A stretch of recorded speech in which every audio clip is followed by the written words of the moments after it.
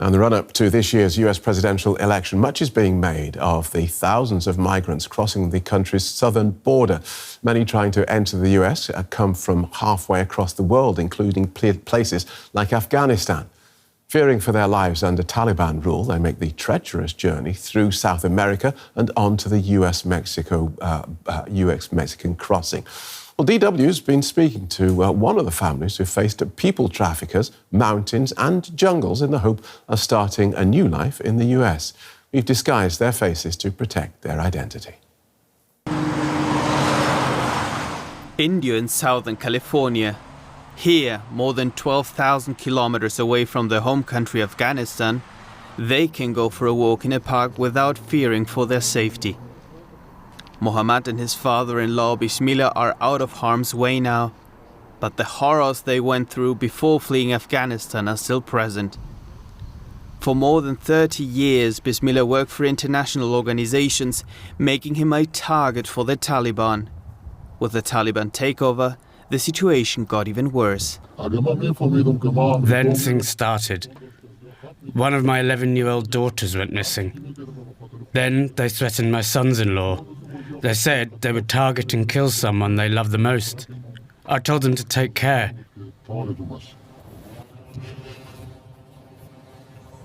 I'm sorry. When there's pain in your heart, tears are the answer. The whole family fled Afghanistan and got humanitarian visas for Brazil. But when they were approached by human traffickers to sell one of the boys, they panicked and decided to leave. So they embarked on a dangerous journey through Central America and the Dari Gap to reach the US. Panama is very difficult. When you're walking, maybe there can be the deficiency of food, water, floods, more rain. And we help with each other because we were 24 people. Now they live in a shelter in Southern California, awaiting a decision on whether they can stay in the United States. An uncertainty shared by many other Afghans. They, as in like the organizers or community volunteers. Marcel works for an NGO called Afghans for a Better Tomorrow. They provide help for newcomers. Her mom joined her today to prepare sandwiches for newly arrived migrants. She says the political debate over border conditions ignores the root problem, that US policy helped create the conditions many of the migrants are now running from. They don't think about the 20 years of war, you know? They just think about people that they perceive that shouldn't be allowed to come to the United States. And these are folks who, again, stood by the side of American values and principles and all that is, and then gets abandoned. And so you're worried about this type of issue as, you know, creating a domestic policy issue, but I think it's a foreign policy issue. For the family, one thing is clear. Going back to Afghanistan is not an option. In Afghanistan, there is no stability of governments. So that's difficult for the future, the youths, for other, for example, for my children as well. They do not have any bright future there after this, with more difficulties. A bright future that children in Afghanistan are currently denied. Well, Fereshta Abbasi is a researcher in the Asia division at Human Rights Watch. She's been documenting human rights abuses in Afghanistan for more than a decade. Welcome to DW. Does it surprise you to see Afghans apparently willing to go to such extraordinary lengths to escape Afghanistan? Not at all. I think, it was a very sad story. It is a very tragic story, and this very well explains the situation of Afghan refugees outside Afghanistan and the situation inside the country. I mean, to tell you more about what is happening right now in Afghanistan on the ground, more than half of the population is facing food insecurity. The UN humanitarian response plan for 2024 is pretty much underfunded. And there's a lot of human rights violations happening in the country. Journalists, human rights activists, women's rights activists are being detained and tortured. So, I'm trying to show you the picture and the image of what is happening on the ground and why these people are compelled to escape Afghanistan. Understood. And how common is it for people to take this route through Latin America into the United States? I don't think if it's a very known route for Afghans right now, because it's very geographically far away from the country. Most of the at-risk Afghans have been able to cross the border to some neighboring countries, including Pakistan and Iran. But as you see, I mean, Afghans are scattered all around the world, and you even see that now they're crossing the borders to the US. All right. And picking up from one of the points that we heard in the report there, do you think the US has a responsibility to these fleeing Afghans? Of course. I mean, first of all, Afghanistan, what happened in August 2021 is a collective failure, and the U.S. as the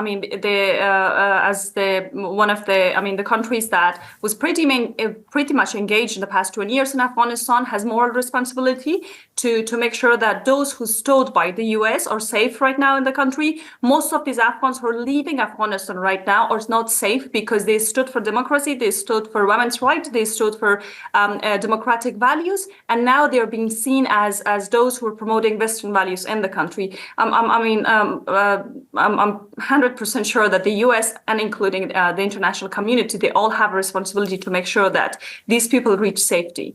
And do you feel that, we'll focus on the US, but I appreciate that there are other countries who made promises as well. And do you feel that the US is fulfilling the promises that it made to protect Afghans? Is it providing safe and legitimate ways of seeking refuge and asylum in the country? No, I would say that beginning from the 15th of August 2021, from the day, 2 days after when the evacuation started from the Kabul airport, it has been a failure from the US side as well. The resettlement process for the US is very slow, and that's why people are seeking different ways to cross the border and to reach the US. The US government, who has a responsibility to make sure that these people are safe, needs to introduce efficient and on-time processes to make sure that those who deserve to get a humanitarian visa to the US receive it on time. That's very clear. Thank you so much for outlining that for us. Fereshta Abbasi from Human Rights Watch. Now let's get more on this with DW's Benjamin Alvarez-Gruber, who joins us from Washington, D.C. Ben, you filed that report. What more can you tell us about the status of the family featured there? It's a very big family, and therefore they were moved from the border town where they were when they crossed into the United States to another one in the more northern part of California. They said they are still afraid, and that's something that's still remarkable when we spoke to those two men that you just saw in the report, that even though they are safe now, they are afraid indeed of threats from the Taliban, also from other family members and also to other friends. And when we spoke also to the older man, he told us that he has not been happy in the last 30 years. So it's really a terrible story. And as we heard from other of the activists, of those helping for the NGO, this is a very unreported topic, not just because there are not enough translators. And they come into the US, people who speak Dari, who speak Pashto, but also for them to get legal advice once they make it into the US. And that's a remarkable change to something that we saw before, that these Afghan refugees are taking the road, getting this humanitarian visas, getting to Brazil, and then taking this very dangerous Darien Gap path through Panama to finally make it to the United States. Now, when they make it to the US, how are they being received there? Usually, as we also saw with other migrants, it's volunteers who have the first contact, who give them the information, who help them, who say, okay, you have to apply to asylum. There are a lot of homepages and web pages for them to see how you can do it, but it's really difficult. There's this Welcome Allies program from the US, but for them to actually get that information, to know where to apply. And for us also doing the research for this piece, it was even hard to find the information, how many encounters with Afghan refugees US border patrol actually had over the past couple of years, because you could not search for Afghanistan or for Afghan as a nationality on their homepage, so you had to find that information with them directly. So it shows that even though there is information for them, it's quite difficult to come here. That's exactly also why the community, the Afghan community in San Diego and other cities on both sides of the border, play such an important role for them to get into the United States and to help them also to file their legal documents. Now, authorities in the EU and the US and also the UK have made promises to protect Afghans who had worked for their governments in Afghanistan. Have those promises been kept? They have not been kept. For some of them who are still waiting, who are still in other countries trying to apply for asylum. And the problem of the local workers who work for international organizations, not just for the armed forces, it's not just a problem that we see here in the US. It's something that I also covered in Berlin a few years ago as a political correspondent for those who work for the Bundeswehr, the German armed forces, for other international organizations, that they were promised that they would get the possibility to come and also to come with a family. Because also, as we saw as the report, it's not just those who work with the organization, who work with the armed forces, who are in danger, who get death threats from the Taliban, but also it's the family members. And for them who have been saying and have been pushing that more needs to be done, for several organizations that had them, that work with them. And when we saw the fall of Kabul, of Afghanistan by the Taliban, many of them were left behind when embassies closed, and also took their staff out of their staff who worked there at the embassy, at the consulate, international organization, out of their countries. Benjamin Alvarez-Gruber there reporting from Washington, D.C. Thank you, Ben. Now let's bring in Waslat Hasrat Nazimi. She's the head of DW's Dari and Pashto department. And let's talk about the plight of those Afghan refugees a bit more. Waslat, you worked on that story we've just seen. Is that an uncommon example? Thank you, Gerhard. Let's take a quick look back before I answer your question. It has been almost 50 years now that Afghans have been fleeing from war and persecution in the current conflict. There have been key phases where larger parts of the population left to seek exile in the 80s, 90s, 2015 and 2021. Since the 90s, the majority of these fleeing routes were dangerous and extremely risky. So was my own when I left the country as a child. But to answer your question, it is not uncommon that Afghans or people who flee in general are risking their future and their lives. What is rather uncommon, though, is that Afghans now take this route through Central America to reach the States, as opposed to taking the Mediterranean route, for example, which has not happened before. This is a relatively new development since 2021, and the numbers are still rising because people see no other option to reach the United States. So why do they go through South America then? Why choose this route?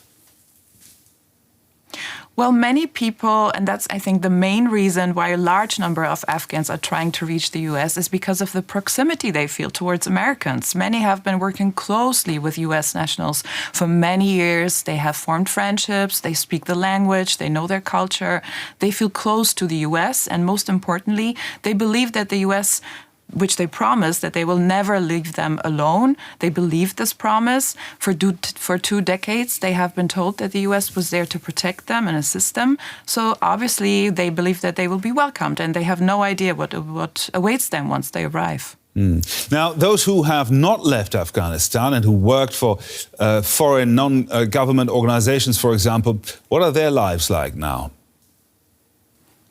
Well, it depends on several factors. One of the factors is whether that organization is still active in Afghanistan, because there are still foreign NGOs operating. The ones who worked for other organizations are at risk, and they're trying to keep a low profile, they're hiding, they're also trying to find a way to leave, especially the ones who worked for missionaries. Most of them have already left. But in Afghanistan, it also depends on who you are and who you are connected with to negotiate a better position for yourself in society under the current regime. Not all people who worked for foreign NGOs are affected the same. Waslat Hasrat Nazimi there. Thank you very much.